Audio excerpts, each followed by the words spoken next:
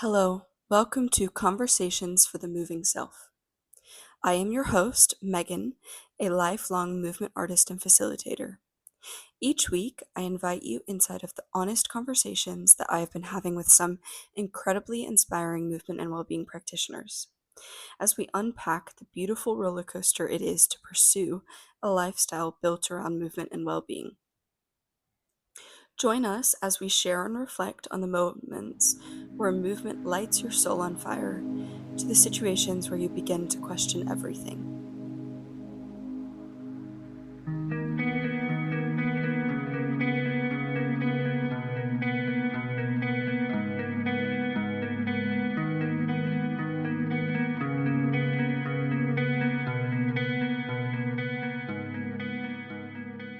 Welcome to Season 2, Episode 2 of Conversations for the Moving Self. Today I welcome JJ. Super excited to have JJ here. They are a contemporary dance artist based in London who is working as a freelancer and a choreographer also. Their choreographic work centers around queerness, performance art, and current culture online and on land. Currently, they're also working on a new piece called Copters and Hearses, which will premiere this January at the Place for Resolution, exploring notions of self-care, self-worth, and modern-day health and well-being within the capitalist landscape. But I'm also super excited just to chat with JJ today around different notions of movement and well-being and navigating the freelance life as a dance artist. And we've had the opportunity to cross paths in London, so be able to connect again in this way is super exciting. So thank you for coming today, JJ. We'll Hey, start thanks with for having me. how you're showing up for your own movement and well-being practice today. I know it's quite early for you, so there's no pressure, but Yeah, where you're it is early, but I have been very good and I've done my physio exercises this morning. Um, good. so that's just a lie for my physio if he's listening. No, it's true. But yeah, I was doing my little exercises this morning. There is something quite boring about them, and there's also something quite nice about um, starting my day like that. It's sort of become my routine recently. I'm coming back from a little injury thing, and it's been hard to be patient with myself, but also a, a nice way to start the day, and good for me to sort of have a bit of structure and also a bit of discipline, which I feel like Yeah, I lack a bit sometimes, especially in a freelance like environment. So it's been nice to have a something to like ground me in and a little bit of routine. So I was doing that this morning, and then I'm going into the studio with a couple of people later to do a bit more R&D on the piece that I'm currently doing. So just like mentally prepping for that so that the studio runs smoothly later. definitely. Ah, yes, yes, there's something about these little nuggets of small routine that's able to slot in that then can make such a huge difference. Right. Uh, yeah, super, super nice, but also frustrating. But I know exactly what you're getting at, like the feeling of starting the day off that way can sometimes change the trajectory of the day.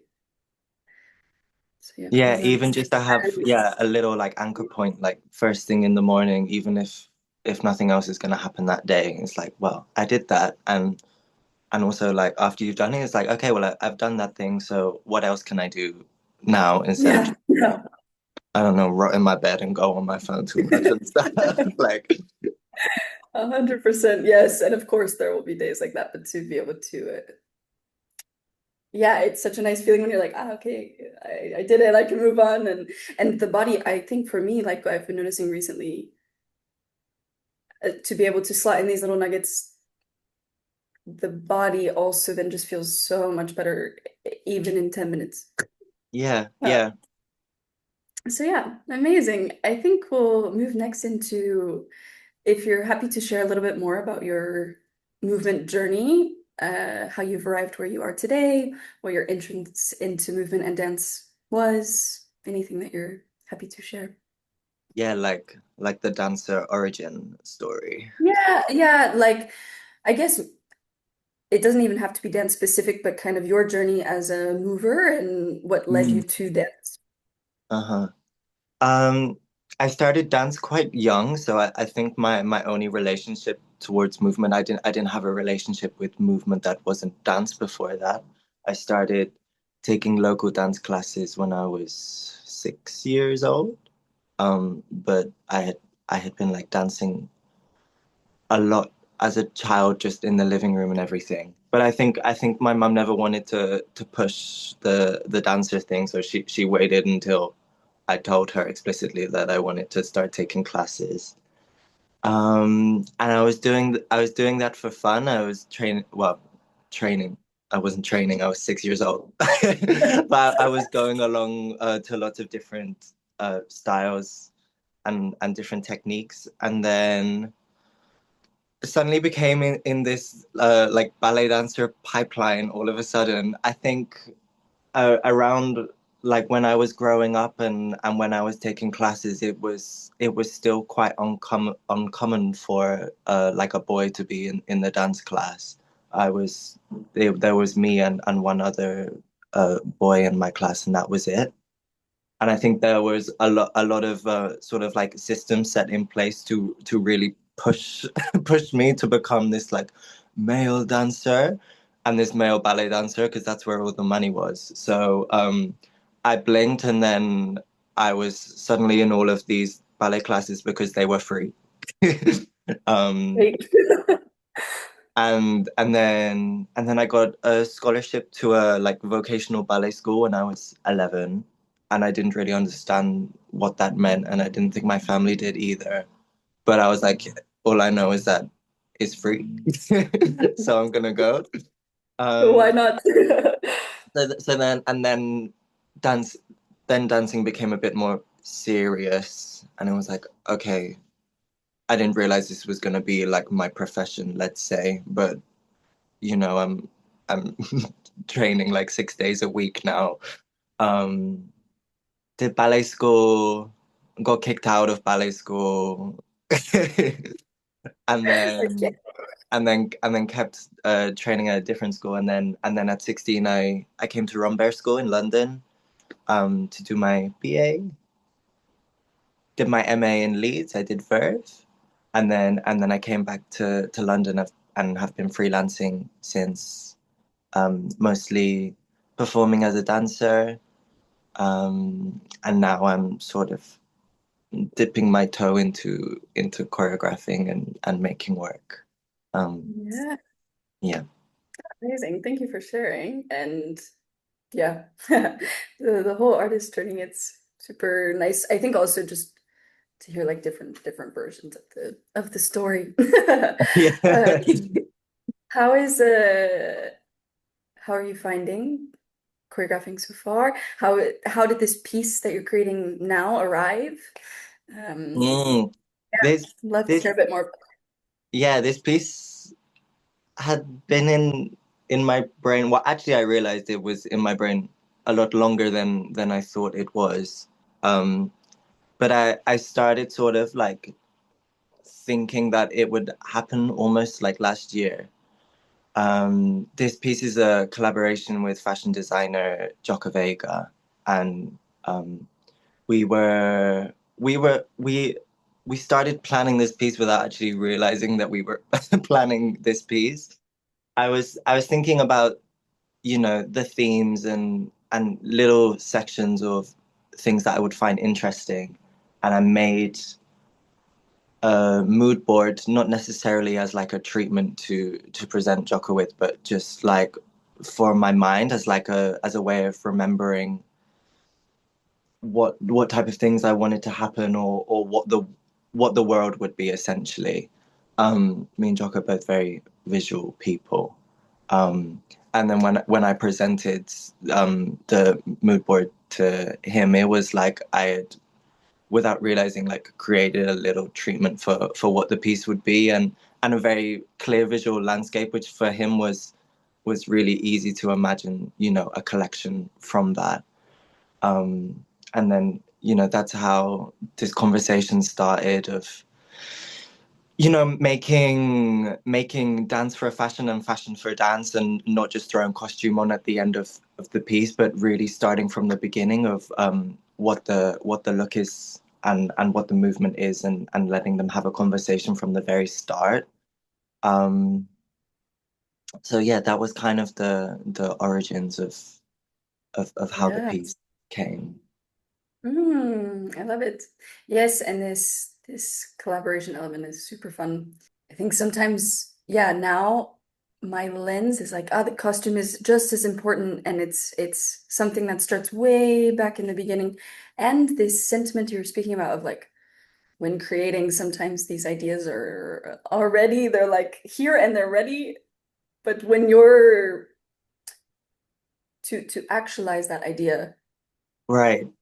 process sometimes just kind of unfolds in front of you, and you're like, I feel this way about the podcast actually very similarly, where it was like almost not, I was acknowledging that the idea was there, but then when it happened, I was like, okay, I can trace back to where this idea started, but it was a lot longer than maybe I originally thought the idea started from, which is quite Yeah, a nice. yeah. I feel like maybe we have the idea that like the thing or the idea starts once it's like put on paper, or it only actualizes once you bring someone else onto it, or have to explain what it is. But actually, like the themes or my interest in this work have you know are way Yeah, further than just a year or so. It's been lots yeah, of things building up to actually be at the point where I was like, yeah, I care about this enough where I want to make time. Yeah. people watch 20 minutes about it. Like, Mm. Yeah. Yeah, can you tell us a bit more about the what the piece is about? I know you're still like in the process of creating as well, but if you want to share a bit more about the world of the piece, the narrative, yeah, the piece. totally. So the piece is called Copters and Hearses, and it's exploring this sort of contradiction of self-care within um, the capitalist world. So how I feel like recently there's been such a rise in sort of like the well-being industry, and also notions of self-care, and how lots of these things aren't actually about improving the self, but it's about this facade of seeming like you're improving yourself. And looking at what this facade is, and how it feeds into this capitalist structure of becoming really complacent with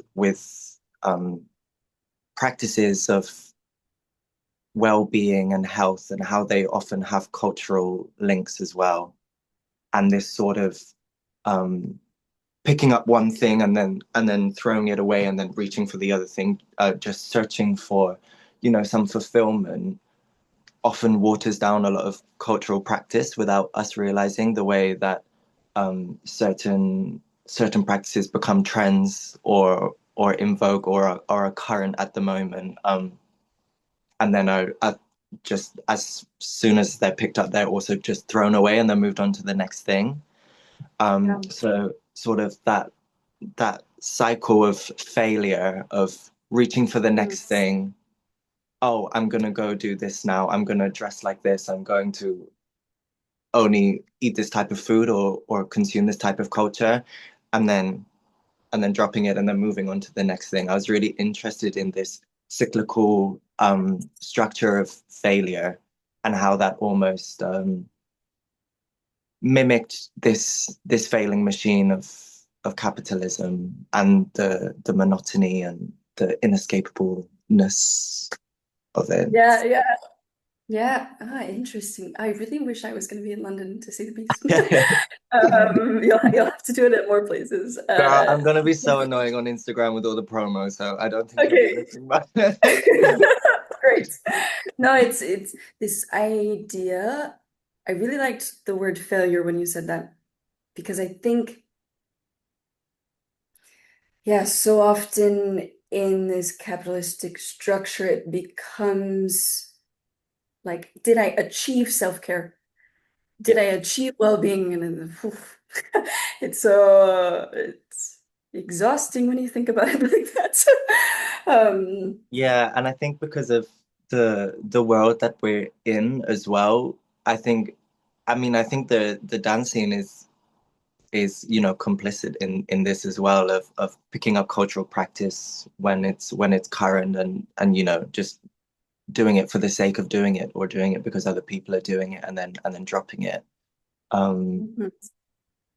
like I think we, especially as movement artists, are, maybe feel more pressure or maybe more like tuned into to having to find a culture or a practice or a certain thing that is like our thing and we're gonna do this and then it gives us all of these like feelings of belonging and self-worth.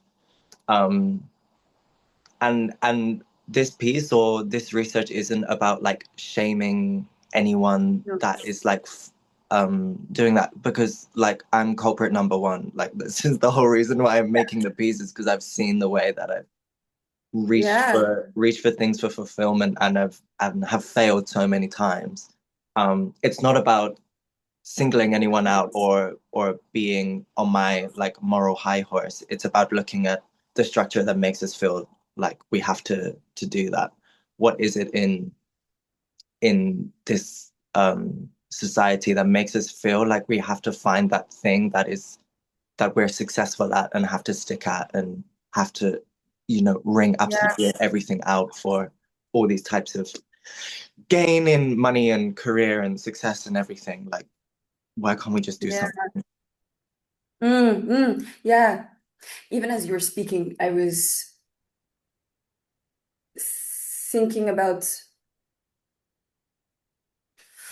I was thinking about how it feels like just an ongoing question to continue to explore rather than like even if I were to pose the question to you of like what does self-care look like for you, it then creates the exact same kind of situation where we're just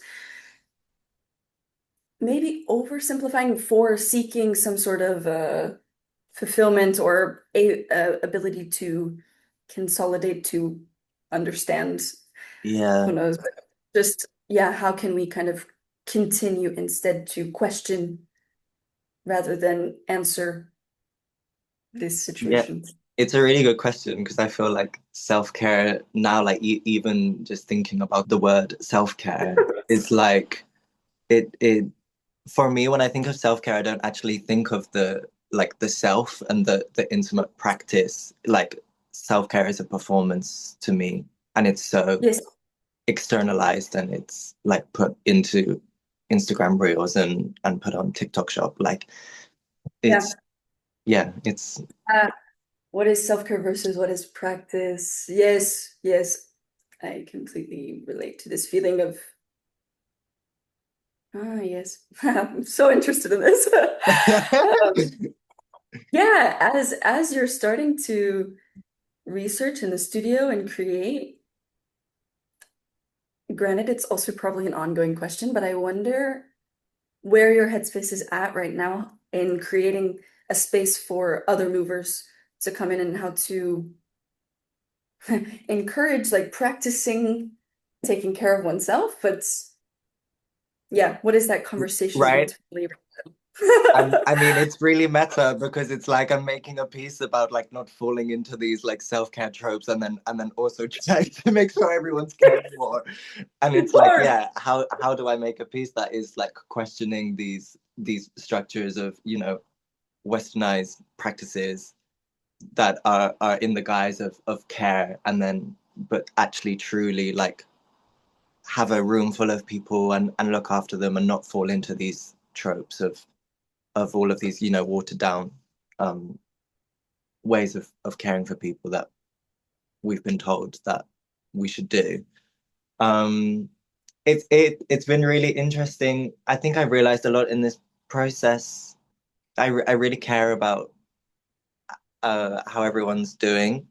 I'm really lucky that I have a really amazing bunch of people to be working with, and they're all really close friends as well. And I think that's yes. an added layer for me as well. That I mean, I'm so grateful that anyone would be like coming into the studio and working on this with me. But the fact that it's like people I know as well, like I feel like I can gauge sort of, you know, how people are feeling and what's working and what's not.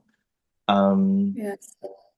I think the way I'm caring for people is just being really honest because people do know me. I don't have to, Yeah. I mean, I wouldn't want to do this anyway, but I can't pretend to be this choreographer trope because everyone knows me as a friend first. And I think that's really helpful that I can stand in the room and I don't have to pretend to know everything that's going on. Obviously, I come prepared, but there are moments where everything is really like wide and nothing is solidified yet. And there's something really enjoyable about like looking at everyone and being like, "Yep, your guess is as good as mine." And Yeah. that not being lazy, but that just being No. honest. Um, we start every session with like a good proper warm up and a check in with how everyone's feeling.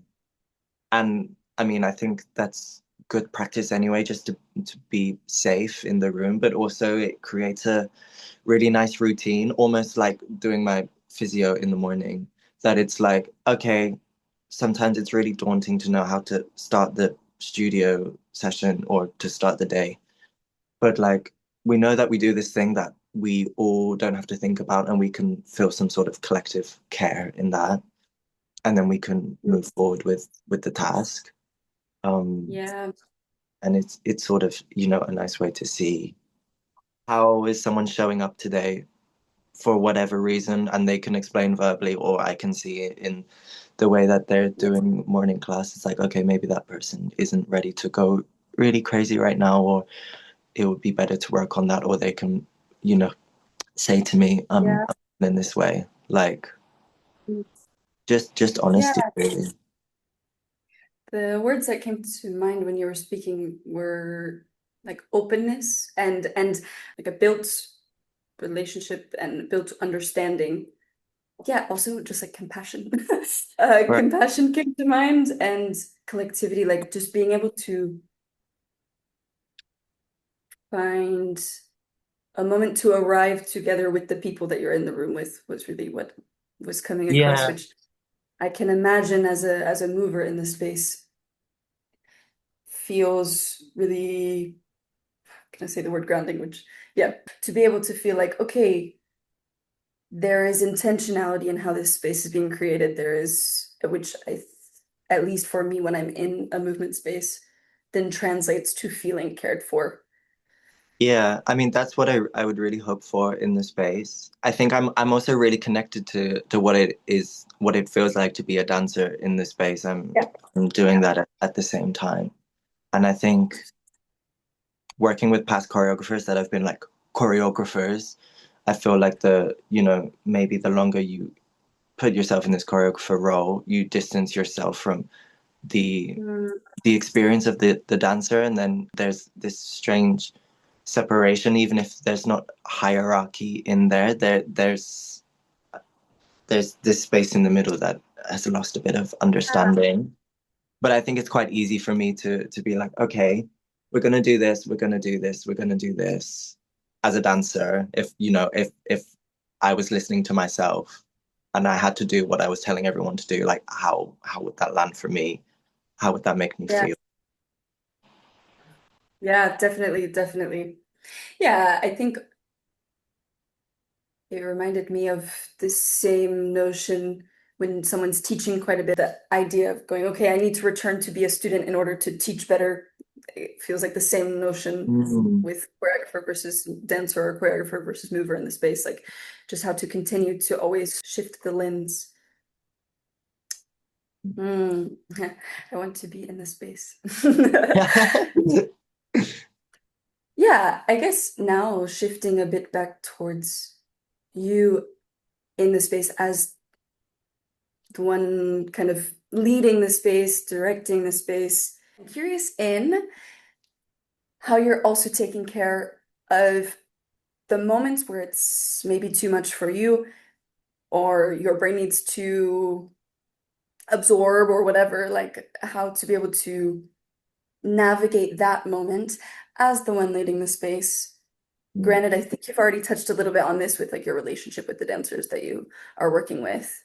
Yeah, Um, I mean, setting up that relationship makes it a lot easier anyway, that I don't feel scared to admit that I might be freaking out or might not know what's going on. Because also then I like when I don't know what's going on, I haven't created a situation where I've put myself as the all knowing thing.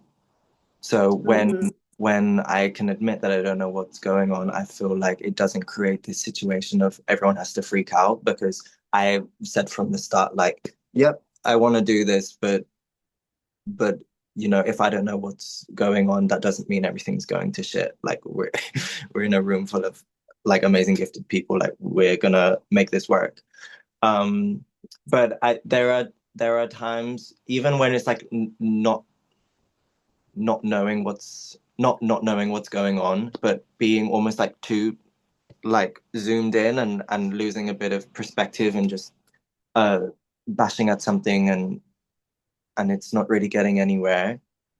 I love to do like a little 10-minute break or even just like a little 5 minute like put on a song and just get everything out because I think again it's about trying to tune in more with the perspective of being a dancer in the space, and I've realized being a choreographer, like I don't have the same physical experience. I'm not getting the same endorphin rush, and I'm not on the same level as doing the choreography full out and doing a full run and blah blah blah blah blah blah, blah and moving through things.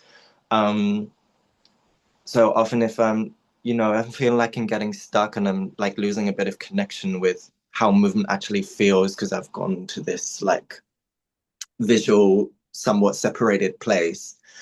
um, I chuck on a song and I go crazy with everyone for a bit, and it just helps me remember like this is a very visual piece, but it's also feelings based and needs to be driven from that, and it just helps me connect a bit and come back Mm, to my body and be like, okay, like I've got something now. yeah, yeah, and even I think as movers, especially when it started in like such an early phase of your life, it's for me, I find like sometimes when I'm in my head, it's I can start to get stuck in my head, and then as soon as I can break this wall and get back into my body, then you're able to organize the thoughts a bit easier and just kind of shifts the space, clears the board.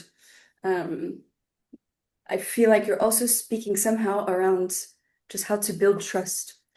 That if you can build a space from trust, then the creation can ebb and flow in both directions. And the Yeah, facilitator, the choreographer, the maybe the one generating the ideas can lean on that structure, and then it allows more, yes, more breath, more space, more sustainability in that process for you and for the dancers. yeah, and Yeah, and I hope like more agency as well, like the yeah. wanting the performers in the piece to feel like they had such a important part in not only performing the material, helping create the material, but also just like being the space, building the space. Um, Mm, I think like all of us having a sense of care for nurturing that space has really helped like the room be what it's been so far. yeah, yeah, definitely. Yeah, honoring the human. Mm. How much has your collaborator, your designer, been in the process so far? Like in the studio? Yeah, we had a really great setup.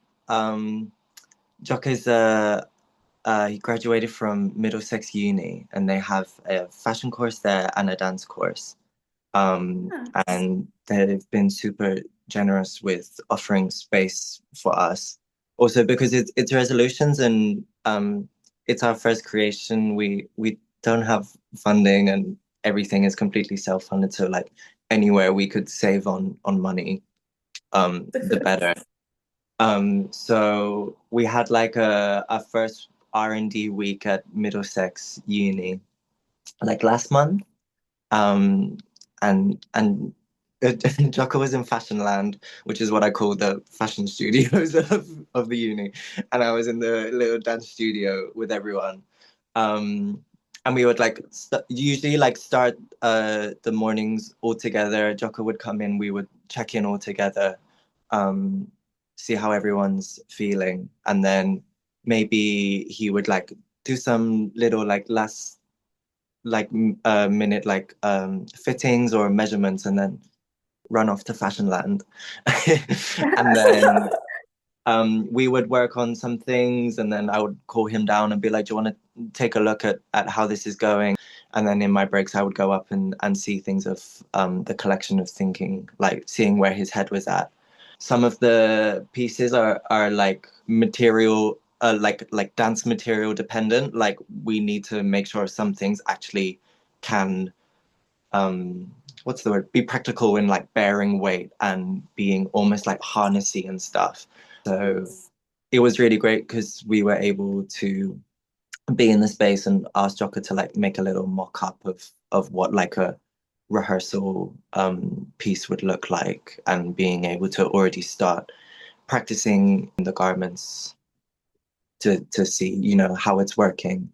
And then outside of the studio, like we've always made sure that, you know, if we need our own time to do our things, then, you know, we go and we think about stuff, but then also being really generous with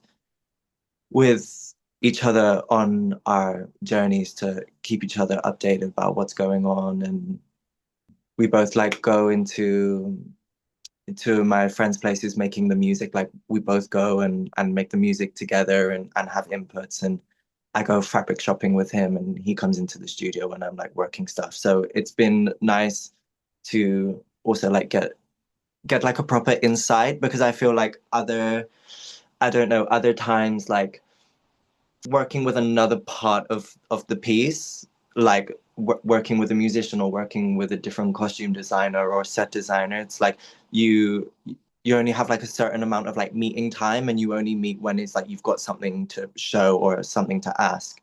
But it's been really nice to see each other in the parts that aren't finished or like starting to see the emergings of something there. To be able, yeah, to be able to witness the journey in both sides. And it sounds super ideal, fashion land and dance land in the same building. It's Right? great. It's like a little like gay utopia. It's like, I love like it. so Like we look nice over here and then we like dance a bit over here. Like we can run between. it's so No, funny. it's Jock has been such a great like contribution to this space because we'll be like working on a section or something and maybe we've been like quite in it for like an hour or so. And then he'll pop in with his little like tape measure around his neck and be like, so who wants to look nice? And everyone's like, yay! Like it's a nice refresh, like also like understanding that like, okay, we've been so zoomed in into this, but like this piece isn't just about the choreography, that you know, there's another side to it. And it's been refreshing to be like, okay, it's fine. is Everyone's gonna look how fab. to take it serious, but not so serious, but also Yeah, serious. But right, right. yeah. I love it. I love it. I love it. Amazing. Thank you so much for sharing all the little insights. It's super My interesting to pleasure. hear, and I'm excited to see where it continues to go. I think we'll actually shift into the closing question, which is from the previous guest named Kevin, which actually we've already started touching on quite a bit, but I'm curious if you have any more thoughts. He asked, how do you navigate honesty when working with others? For example, giving your honest opinion while trying to prioritize a long-term creative relationship with someone. Mm. Yeah. I think going back to before of like demystifying this like crazy choreographer trope of being somehow like not able to just be human and be a relationship. I don't understand how that's aiding anyone. Yeah, I think from the get, like I've only treated people in this space like they were my friends because they are my friends. Um, Mm. and and even if you don't know someone that well, I think like yes, it's the start of a professional working relationship, but also in so many ways, doing what we're doing is asking so much more than just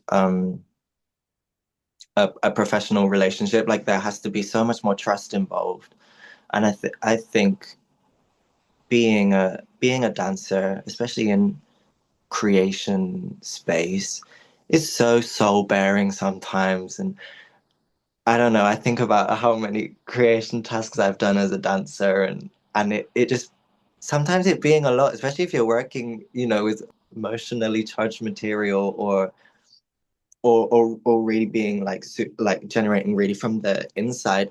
It's a lot, and I think you have to know how to hold that, and also like being able to let someone feel like what they've shown is always valid and always appreciated. And it's never a case of like good or bad, but it's like it's about like specificity. Like what does this need? I love everything. Maybe there's like this little idea here that I'm picking up on through the lens of the work.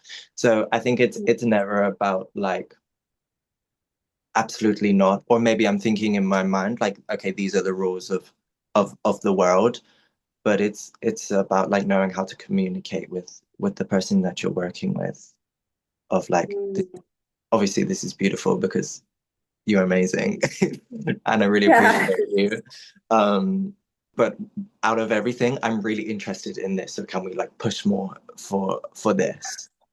Yeah, And I think you're as trying. long as you're like coming to them from a human perspective, and I don't know that there's something about this choreographer trope that I think is reminiscent of like ballet mistress, or like it brings a lot of like training trauma out in people, which is just a horrible place to work from. Um, so yeah, just coming forward honestly as like an audience member or a spectator or a Mm. friend rather than this Yeah. like, yeah, Yes. whatever that is. Totally. Yeah. Yes. Just being quite clear and communicative, but in a way that it's also like it's not about the human, it's about the process, but I still respect what you generated as a human. Da, da, da, da, da. Yeah. Yeah, just valuing the human while knowing the long-term goal of the vision and the long-term goal of the relationship. Yeah. Yeah. Thank you for sharing. Yeah, I guess to close, if you have anything else that you wanted to share ahead of the show coming up in January, wanted to kind of open that space up for you in case there is anything, but yeah. I mean, I guess it's just like shameless self promo, right? Like everyone Yeah. knows what it's like with Rez. Please come to my show, 17th of January, 2026 at the Place, part of Resolution Festival. I'm sharing the night with two other really gorgeous artists and their pieces, so it will be a really cute night. And you should all definitely come and watch it. Like, Oh, it sounds, yes, I'm super jealous, but I'm super excited to see where it goes. And thank you for being so open and sharing all the insights of the piece and your process as an artist. It's been so lovely to chat with you. Listeners, I invite you to keep tuning in. If you have any questions or reflections that you'd like to share, please send them my way and support JJ's piece. Go watch. And I'll see you all next time. Thank you so much for listening to this episode of season 2 of Conversations for the Moving Self. It has been such a pleasure to have you along for this part of the journey, and I invite you to follow along on your listening platform, as well as any social media that you're using to get updates for the podcast. It's super, super helpful for us to continue to be able to create these episodes and share these really amazing and important conversations. Thank you so much from CMS. Lots of love.